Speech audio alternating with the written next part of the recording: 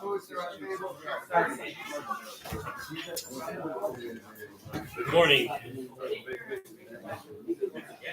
So the film is not settled yet. What?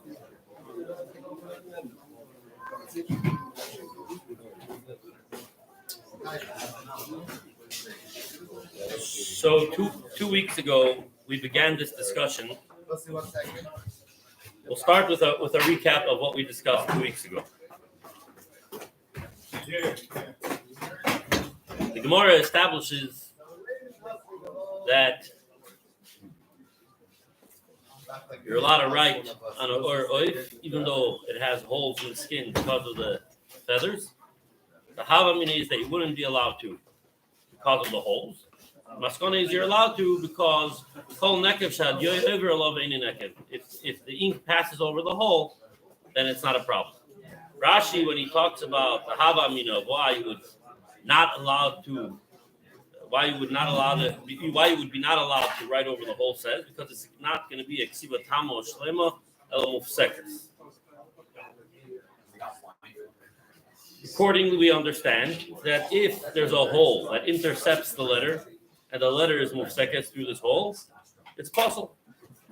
And that's talking about the Mechaber Paskins in Shulchan Aruch. Similar basic Gimel, he says you have to choose a cloth that has no holes.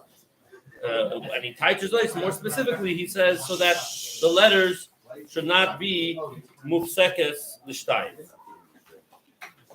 Accordingly, it follows that if the hole does not intercept the entire thickness of the ois, rather it's mukaf b'dyoy. So there's a hole, let's say in the kepel, in the gag of the dalet, and it's mukaf b'dyoy. That would not be possible because the letter is not technically mufsek l'shtayim. However, we saw the Taz comes along and says that no, even such a nekev, oisei makam nekev, is considered cholok l'shtayim. And even a nekev that's mukaf b'dyoy also violates the principle of ksiva tama, and there's a problem. The Taz then concludes the medvar mamurim, if the nekev was there b'shas haksiva. If it showed up afterwards, then it's fine. We saw this brought in the Alter Rebbe. The Alter Rebbe explains that taka oisei makam nekev is mufsik. Then he continues to say that even if the Alter Rebbe introduces a distinction of where is the nekev. Is the nekev within the minimum shir ha'ois, or is it outside of the minimum shir ha'ois? Yeah. If it's within the minimum shir ha'ois, then we have a problem. If it's outside of the minimum shir ha'ois, then you're right. We consider the ois mufsik in that place. But who cares that the ois is mufsik in that place? I already have my minimum ois. The only problem now is that the ois is not mukaf vil because it ends at a nekev. It doesn't have collapse surrounding it. Okay, so if you can make it mukaf vil, you're going to be fine. Or if the hole came la'achar aksiva, where we don't even require hekef gvil la'achar aksiva, once the letter was written in integrity, if the hekef gvil is compromised afterwards, it's still kosher. Same thing. So the Alter Rebbe points out that if this hole is outside of the minimum shir ha'ois, if it happened the shas haksiva, you could scrape away some of the ink and make it mukaf vil, and you're going to be fine. Because the hefsek factor is not an issue because it's outside of the minimum shir. The technical minimum ois is not mufsik. The hekef gvil problem you could fix by scraping away some ink and making it mukaf vil. If it happened la'achar aksiva, l'chatchila don't require hekef gvil la'achar aksiva. If it happened toich shir ha'ois, within the minimum ois, so then the Alter Rebbe concludes that as long as it didn't intercept the entire nekev, the entire ois, rather nishar me'ovyo chut dak sholim b'tzad hanekev kshera, which would be this case right here underneath. Chut dak nishar me'ovyo chut dak sholim underneath the nekev, right? So it's kosher. It happens within the shir ha'ois, meaning if this dalid was intercepted completely right here, I'd have a zayin, right? So this is happening inside of the minimum shir ha'ois. Doesn't matter because since it didn't intercept the whole thing, and I have chut dak sholem over here. Oh, he says,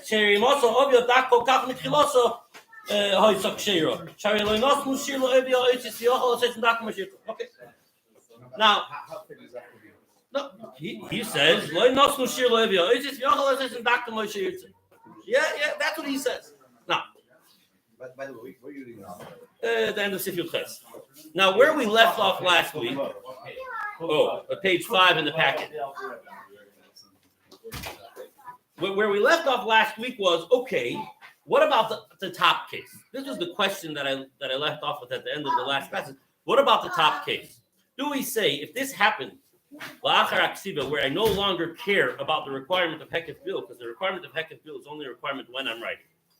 If after I wrote, some hole appears in the cloth that touches a letter from the outside of the ois, right, or a cut, or whatever, the letter is no longer Mukaf Bil, it's kosher. So if this happened la'achar aksiba, what do I say? Do I say, yeah, ma'adoch, this case, the Alter Rebbe says clearly is kosher. Why? Because I have nisha me'ovi achutak shalim, that kosher. In this case, I have mamisha, I have the oivi on the bottom, I have the oivi on the top. It's even better, for sure. For sure it's kosher. Or do we say maybe not? Because over here we can say, okay, this is the ois. When you have it like this, which one is the ois? Do I say the top one's ois? Do I say the bottom one's ois?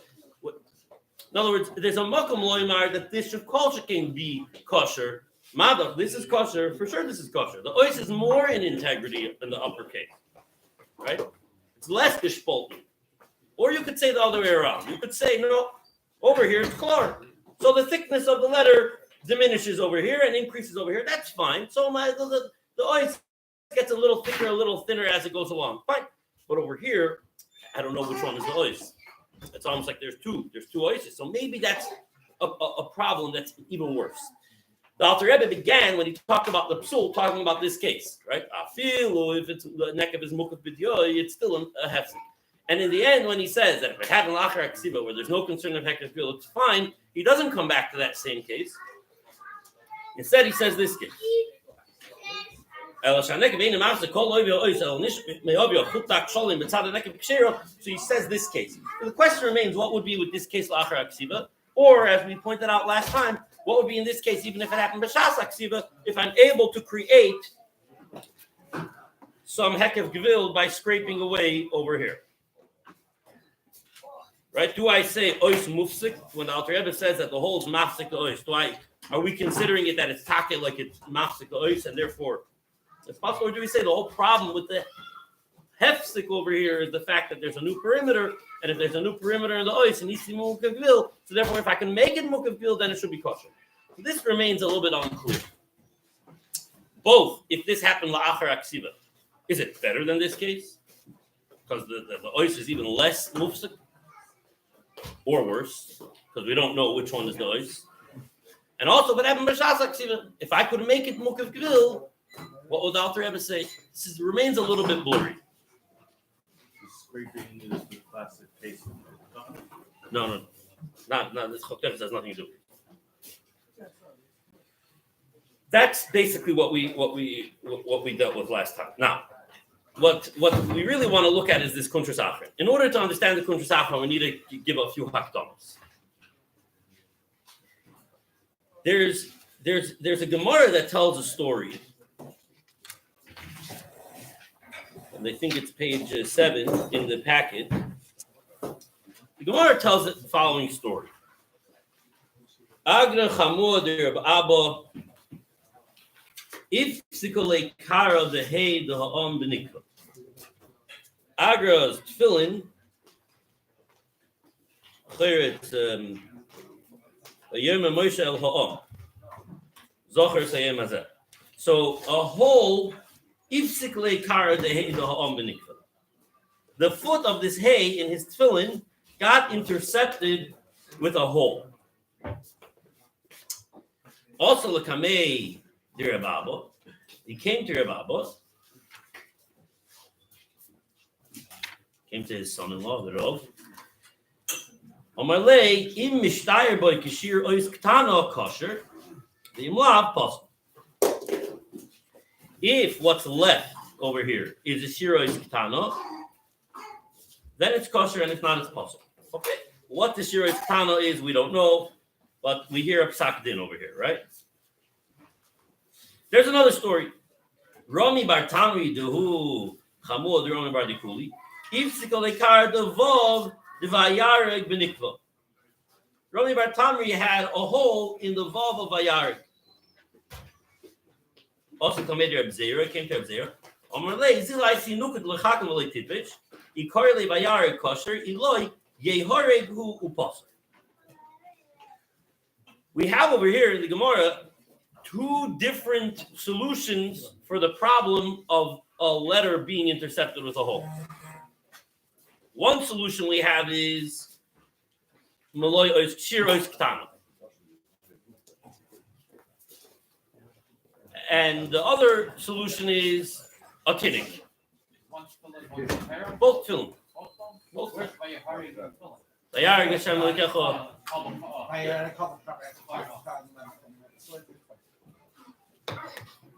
So the Rishonim grapple with what's happening over here. Why both cases would seem to be the same, that the leg of a letter was intercepted with a hole, and yet we have two different solutions. So the Mordechai understands the Gemara as follows. I don't have the Mordechai here. I'll tell you about that. The Mordechai says it depends which kind of letter we're talking about. If we're talking about a letter like a hey, like it has like 3 dimensions, 3 walls. So then, if a hole comes along and intercepts the regel, let's just say we're talking about the right foot. So if I have a Maloyas Ketana above the hole, it's still kosher. What does that mean, a Maloyas Ketana? Like the size of a yud. The case where Abzera says, ask a tinnik, is when a vav was intercepted with a hole. Now, a vav that's intercepted with a hole, if you tell me as long as there's a yud's worth left in it, it's kosher, obviously makes no sense. That would be a yud. So for an ois like a vav, I need to have a different barometer. So what's the barometer? Show it to a tinnik. If the tinnik calls it a yud, then you know it's possible. If the tinnik calls it a vav, then it's still kosher. That's how the Mordechai understands the Gemara. In other words, there's oishis pshutos, straight letters, that the whole question of whether they qualify as being as having the identity they're meant to have is how long or short they are. A vav relative to a yud, a langenun relative to a zayin, right? A langechof relative to a reish. These oishis, their whole surah, their whole identity is a function of their size. So in those oisius, you use a tinnik. In other oisius, like a hay or like a dalid or other such a tov, other such oisius, ches, as long as there's a malay katana, a yud's worth left in the regular, you're still good. That's the minimum share of the regular. According to the Mordechai, though, both cases are the same insofar as the mitzias. He understood the Gemara that the hole cut across the whole oivi of the regel in both cases. The Meiri, however, learns a different way in these Gemaras. So let's look at the Meiri in the as it's brought in the Beis Yosef on page 9. Kosav harav Menachem HaMeiri. Nike b'reichoi. Says the Meiri. He's invoking the Gemara, right? Nike b'reichoi of the ois. Uhu eiz regel shebehei hein yimini hein smoli. Either foot of the hay. Nizkuru boy shnei tikunim. The Gemara mentions 2 different solutions. Echad nishtayer boy k'moloi ois ketanu. V'hasheni kol yinukol lechakim l'tipish k'yre k'tikunai. So he's asking our question: why does the Gemara have 2 solutions? To the Meiri, clearly the fact that one happened with a vav and one happened with a hay is not germane to the halacha. It happened to be in an Agar's tefillin, the hole was in the hay, and in the Rami's tefillin, the hole was in the vav. But the Meiri doesn't believe that there's actually that's significant. That just happened to be Ma'aseh Choyek HaChoyek. Yet the Gemara gives two different solutions. Says the Meiri, there's two different types of holes. Let's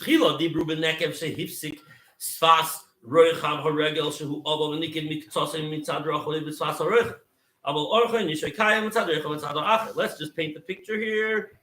So the Meiri is telling us that the first case is talking about this.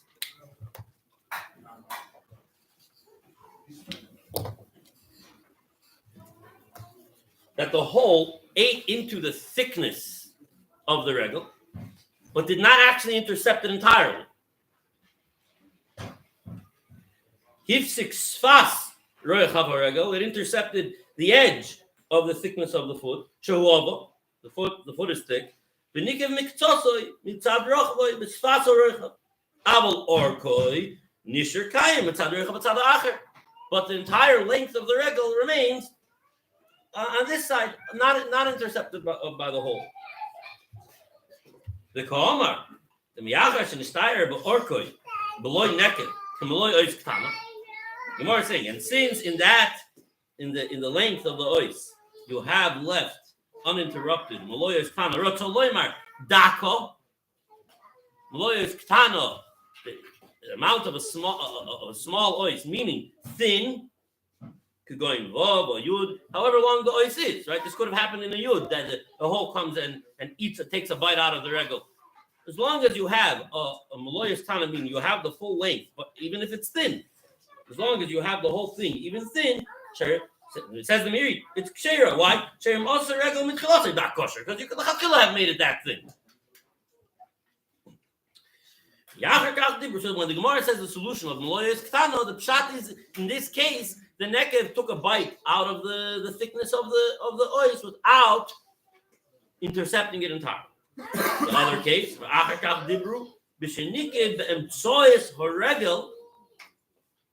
that the hole ate out the whole regel until the upper part and the lower part of the regel are actually disconnected entirely.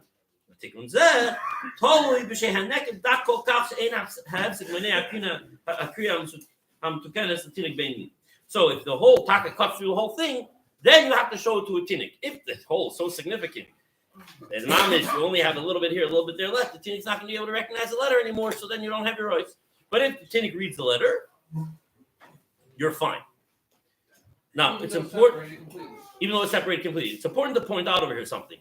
There's a fundamental machloikus between the Mordechai and the Meiri inherent in what we just discussed. According to the Mordechai, the shear of when you show it to a tinnik, for example, the vav that was eaten through by a nekev, you have to cover the bottom, the pasta. Those we only consider the part that's on top of the nekev, the ois. Now we're not sure. Does it still qualify as a vav, or did it fall into the category of a yud? We're not sure. So the Gemara said, no problem, show it tinnik. But the pashtus, you don't show tinnik both parts. We don't consider both parts are not mitzaref one to the other. According to the Meiri, no, both parts can be mitzaref one to the other. Even though the thing is cut in two, so it's okay. Show it to a tinnik. If a tinnik can still read it, that means the hole is not significant enough to undermine the Tzuras Ois. It's another important machlokes to just take note of. So this is the Meiri.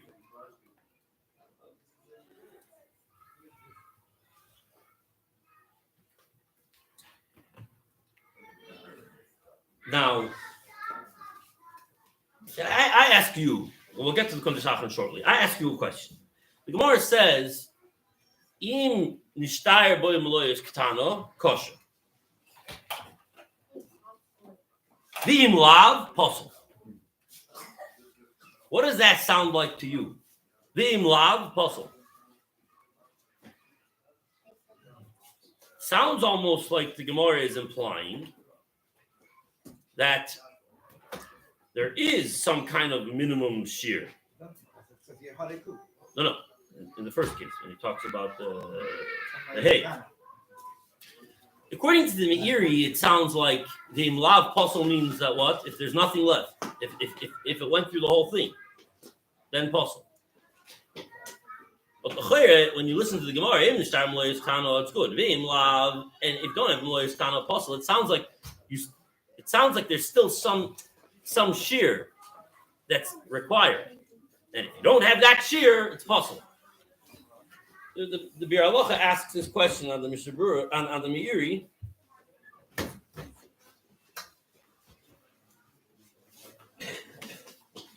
Well, you talk on the Fizel Loshna Gemara Rav Meiri. The Halacha Yitzhak Nika the Rechin the Stein Menek Moyes Tana Kosher and Lav Puzzle. Master Lehedia the Imnish Steyer Kosher who puzzle. The Lav Puzzle sounds like if you don't have a Maloyas Ketana, rather you have less, but you have something still. Yeah, puzzle. That's the simple pashas of the Gemara.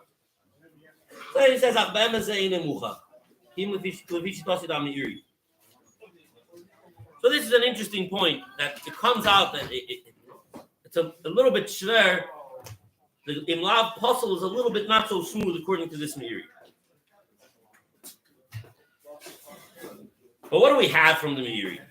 The Meiri is very clear that if the Shitosoi, if the Nekev doesn't intercept the whole thickness of the ois, and there's some of the thickness of the ois that remains, even if it's thin, it's kosher.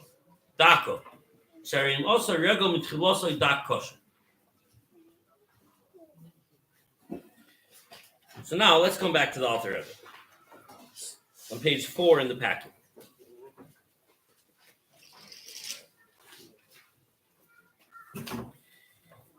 Like I said 2 weeks ago, really, this is an open discussion.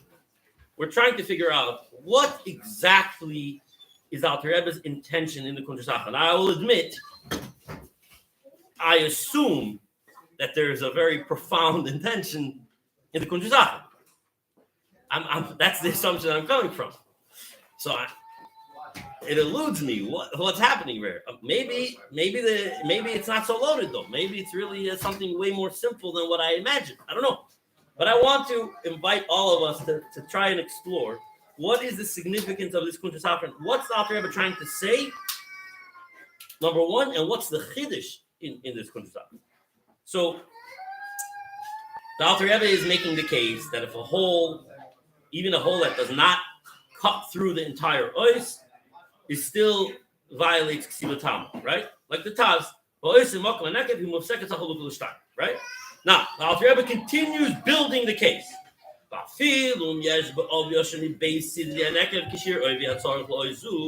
Which is the case up top here, right?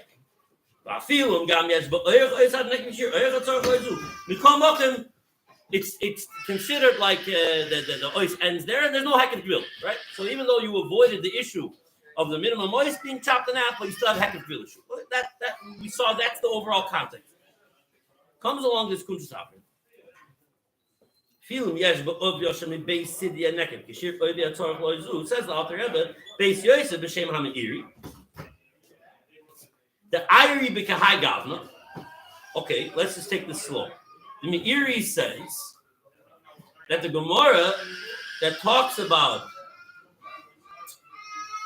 that a hay was eaten into by a hole and you require Maloyas Tana, right? The Meiri learns the Iri b'kahai gavna. That the Gemara is talking about this case.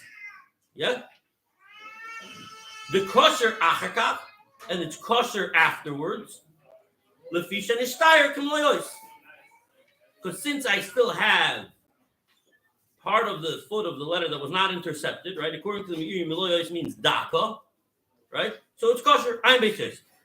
If you look in the Kuf Samachei Ha'ara, Kenu B'tfus Yuzpot, B'tfus Rishon, L'Pirushoi Binishtayer. Okay, let's read the Kuntres Achra according to that. Kosher Achakach, L'Pirushoi Binishtayer Meloyos Kana. According to the Meiri's Pshat, Binishtayer Meloyos Kana, it's kosher because the whole thing didn't get intercepted. I don't see any difference between the Tfus Yuzpot and the earlier Tfus. It seems to be saying the same thing. Yeah. What in the world is happening here? First of all, what's that? Iri b'kahai gavna. The Meiri is very clear that the Nikiv Sfas Reichav HaRegel Mitzad Echad. according to me, the whole ate out a chunk of the thickness of the ois from one side. The Alter Rebbe is talking afilim yesh b'ovyo shemi beis tzidei hanekev kishir oivi atzarech lois. But it's Hayab. So first of all, my question on the Gehagav. That's number one. But now let's just say Lav Dafka, whatever. Like you're trying to say. What's the Alter Rebbe saying? Okay, so we have a Beis Yosef who brings him an Iri that touches the Gemara that it's kosher. The Alter Rebbe is trying to say, and I argue with the Miri. I'm telling you that in this case, I'm telling you the whole is mafsik ois shtayim and it's possible. And even if it's outside shir ha'ois, I still have a problem hekav vil. Not like the Meiri. The Meiri says it's kosher achar kach. The Alter Rebbe's own word, kosher achar kach. The whole Meiri is only true if it happened la'achar aksiva. The Alter Rebbe also agrees that if it happened la'achar aksiva, I got no problem. He says himself, then the Sifrus. He's not arguing with the Meiri on this in this prat.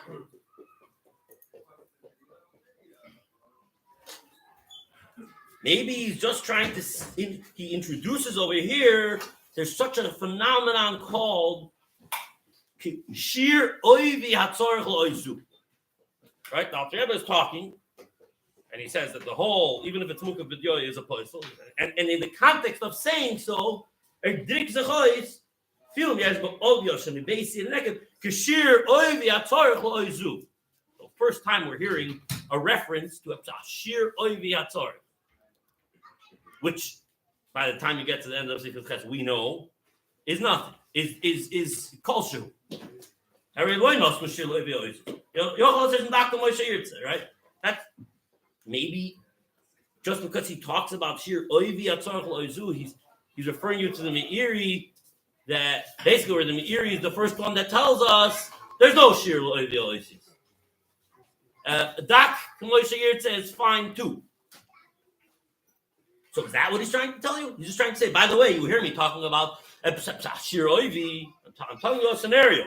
There's a nekev and it's Mukav B'Dyoy. And even if it's a shir oivi atzarech loizu on the top and on the bottom, you're going to ask me, what's shir oivi? We've never heard of this thing. What are you talking about? Oh, check out the Meiri. According to the Meiri, though, there's no shir oivi. It's kolshu who is fine. So it would be a strange thing. Alter Rebbe, he's trying to tell you, don't worry. I'm telling you about shir oivi. Check out the Meiri. You'll see there's a shir oivi. The whole part in the Meiri is that there's actually no shir oivi. I mean, there's got to be something there, or else you don't have a noise. But as long as you have something, there's no shir oivi. And then he himself says it at the end. Him also of your dak kol kach also is a shir. Lo nos mishir oivi.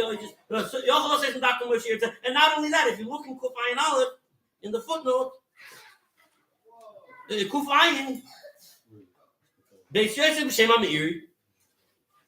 The Beis Yosef says the same thing as the Meiri? But he says Beis Yosef bring the Meiri, yeah. In Kuf Ayin, in Ha'ara Kuf Ayin, Chut Dak Sholeh, Beis Yosef b'Shem HaMeiri.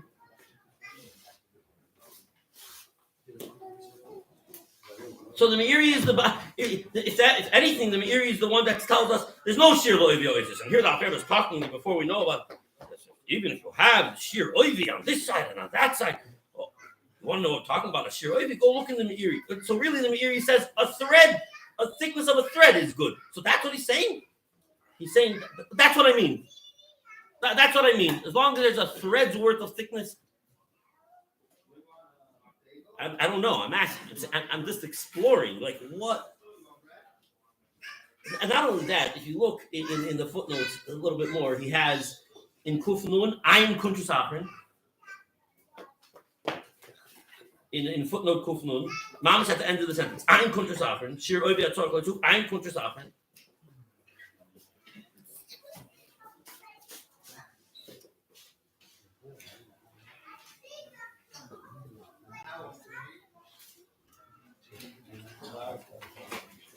And then in Kuf Ayin, Beis Yosef Shem Meiri.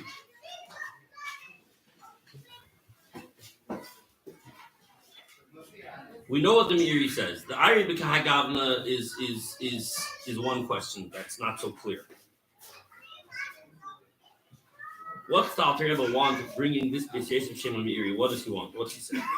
I had a wild conjecture that the Kundasachan is in the wrong place. That the Kundasachan should really be in Sif Yud Ches, right at the words Elam Nishar Me'ovya Chutak Sholim.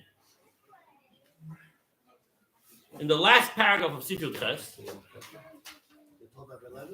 Nishar Me'ovya Chutak Sholim, which he himself brings, B'Shesh B'Shem Meiri in Sif Kufayim. If you want to know, I'm telling you, Nishar Me'ovya Chutak Sholim B'Tzadadek of Ksheri. You want to know where did I get that from? What's that? B'Shesh B'Shem Meiri. The Eide B'Kai Gavna. I know. No, but you could. Right. You're saying that would Sachak be a Mamok. Where do I get from that what? That as long as there's Chutak Shalom Tzadlek of Cherish and also they say some shit on the ear. I mean that's where maybe that's where it would belong. I convinced myself I have a little raya because this was fun because if you look in the first edition, if you look in page 10 in the Kapos edition of Shulchan Aruch, which is the first edition of Shulchan Aruch, what? Yeah. In the older print, you see the pnim of the Shulchan Aruch. I put an arrow over there. The pnim of the what? Page 11. Yeah. The pnim of the Shulchan Aruch says, "Afilu miyesh be'oivi shemi beis sid de'aneket." And in the Kuntres Achrin, the first word is ba'ovya. Yeah.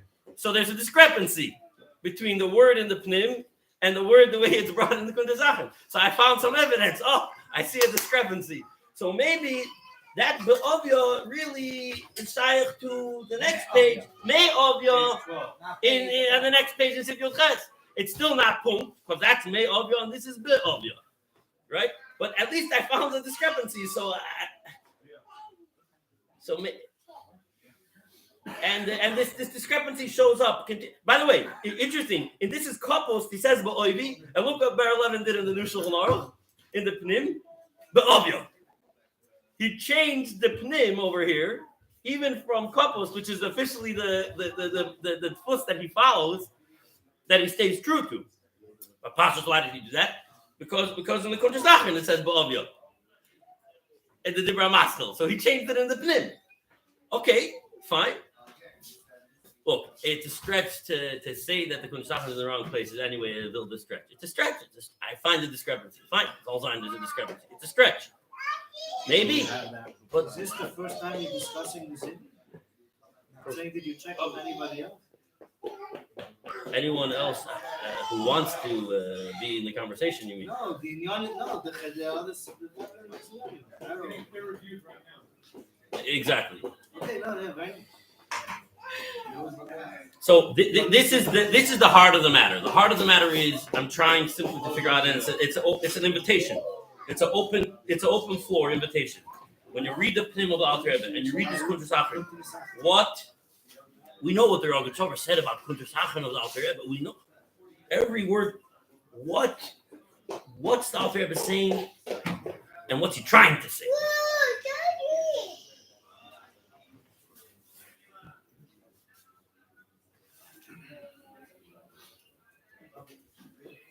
First, I thought maybe the Alter Rebbe is saying you're going to ask on me. I'm telling you, there's a shir lo ivyois. The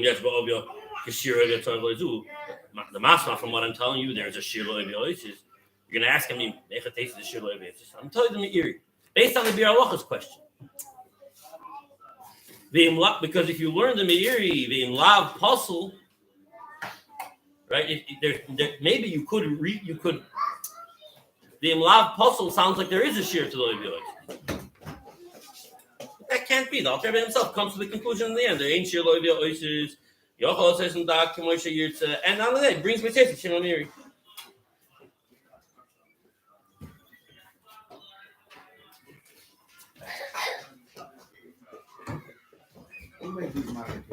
Which one? They're not sure. They suspect Mario. Yeah. These are in the first tush, so the tough, the couples, the tough kuf ayin vav, I think. No one.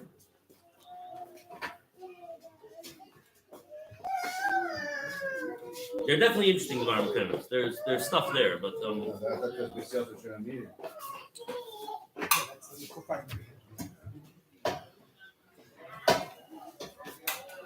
that's it. That's all I got. This is the conversation. If anyone has any ideas, what is the Alter Rebbe saying? What's he trying to say? What is it? But he said in the beginning. Ya'al Terbi, yeah? No, No, I don't think I asked the question. One you're You don't involved. have the answer. The whole field is still nice. I don't have the answer. I'm asking. I'm asking. Random. How often are they actually holding the pot? No, I know this is like different. No, I'm serious. I've never seen at paper. You see a lot of holes. When do you see a hole on the pot? If you have a dog, that's your son-in-law, then you're gonna have an issue. No, is that a common? Not so common, but it happens. The Tzemach I just brought over here on page 9.1. What? Yeah. Start a whole thing where Well, he learned very differently. we can think. It's not a whole thing. What is the use of the Eruv? The alternative between two things is the Oivni and the Eruv. Maybe talk about the Eruv, talk about what is the more fight, what is about the Eruv. The difference between the two. Maybe that's what he's bringing to you. I'll first talk about the Oivni. Now, field gunners way to the neck. Sure. Oh, yeah. Sorry. Yeah. You say it's still putting in the Oivni and the Eruv. What does the mirror talk about the Eruv? Doesn't. Doesn't. Now, Eruv does bring the Eruv. That's like the mortar. From the mortar. That's what I'm saying. So maybe he's bringing the mirror. He's showing you he's taking a bit from Eruv there. We know that. We know that the conclusion of Sif Yud Ches is it must have dak mitzvah kosher. Right. We know that. And the footnotes say we know that. All the poskim them on this prat of the Meiri, the prat of the Meiri that ain't shirloi be'oisid is the Mogen Avraham brings it. That's all the poskim them that detail they all them on. There's nowhere that argues. There's no Gemara that says there is a shirloi be'oisid.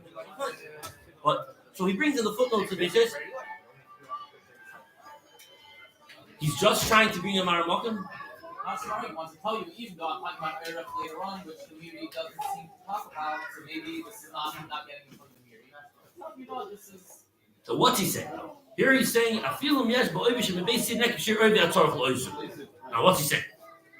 What's the question that he's responding to with the bitter? Saying, now I'm continuing about Eruv as well, so maybe we're not discussing the Meiri. That's the whole idea, because Eruv is not a topic the Meiri brings in. I'm telling you, no, I'm getting this from the Meiri. Because the Eruv was more the marketplace, right? Because what? The Eruv was the marketplace, right? No, if you want to know how I ever became concerned with the question of the Oivi, who ever heard of it? We learned the Mordechai, the hay is one kind of neck, if it cuts all the way through Mois, Kana and the Vav, you show it to me. We never, whoever heard anything of it? No, take a look at it. What's Ayri B'Kahai Gavna? Meaning he's handling in the question of Oivi. Even though the Meiri's case is that it just eats out from one side. And here the Alter Rebbe is talking about from Yisrael basically. Ayri B'Kahai Gavna, meaning he learns the Gemara that the question at hand is Oivi.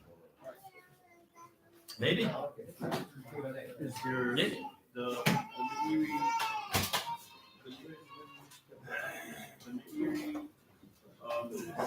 is in that place, meaning the Meiri that Misa brings down the whole emphasis of is there more to the Meiri? Yeah, but this Is there more to the Meiri that no. There's a long Meiri, but Beis brings it good. There's no beginning of the design. All right, let's go on. Yeah. Let's put another chat over.